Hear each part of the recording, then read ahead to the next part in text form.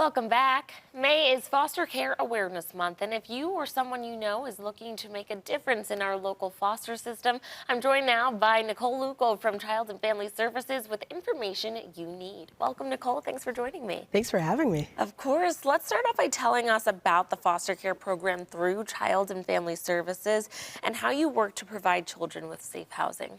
Yeah, so at Child and Family Services and our foster care and adoption program, we work to provide children with safe and loving homes.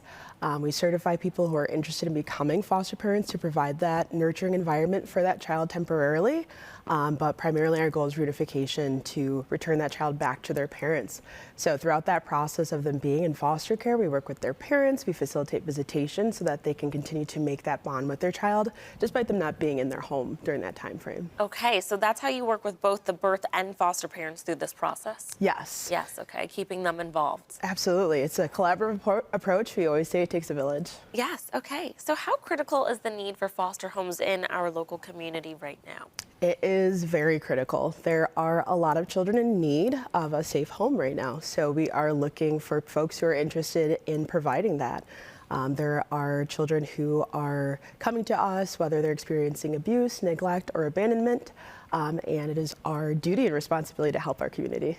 What does the process look like if someone wants to become a foster parent?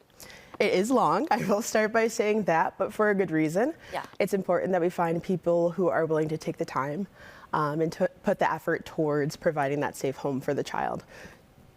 What are some common myths of foster care that you'd like to dispel? I think the most common myth is that foster care leads to adoption. Our main goal is reunifying the child with their birth parent, so adoption is a permanency option. However, it's not the first one that we'd like to go through.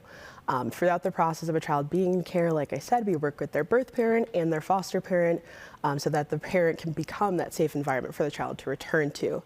When it is safe for them to go home, we definitely encourage that first. Okay. Let's talk about your emergency after-hours foster care program and the critical help that provides. Absolutely. So emergency after-hours foster care, we provide homes for children who are in imminent danger. So any hour of the day, any hour of the night, holidays or weekends, we have a few certified foster homes who are able to provide a home for those children temporarily in those situations. Okay. You know, you're working with children that are going through a lot and that no child should go through. How do you, as, you know, Child and Family Services, as a facility and an organization, really ease the transition for this child with going into a foster home? And then, like you said, the goal is ultimately for them to get back with their birth parents.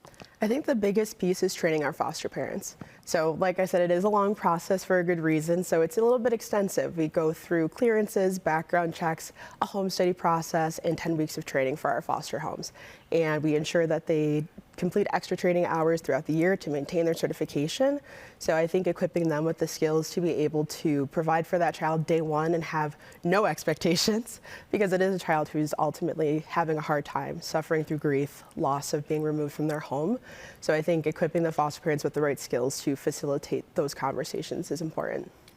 Is there anything that is always shocking to foster parents when they're going through the process of trying to become one? Is there one thing that they just people don't expect to experience? I think people don't expect that they're just normal children.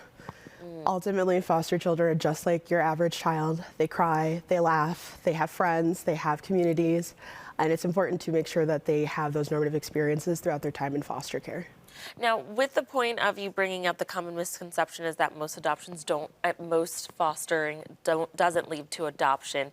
Is that something that people expect? Like, do people go into fostering hoping to adopt, or do you find that it deters them because they're like, okay, I want to foster, but I'm not sure if I want to adopt? We definitely see a little bit of both. Okay. There are other permanency options for children, including reunification, like I said.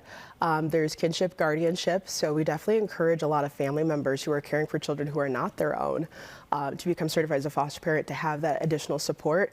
So being certified for adoption doesn't always mean that it's going to happen, but we prepare our foster parents for those difficult conversations no matter how the case goes. Alrighty, Nicole, this has been very informative. Thank you so much for coming in and sharing more about the amazing work that you're doing at Child and Family Services. Viewers, if you want more information on becoming a foster parent, you can visit cfsbny.org or contact the email or phone number right there on your screen. Thanks again for coming in. Thank you so much for having me.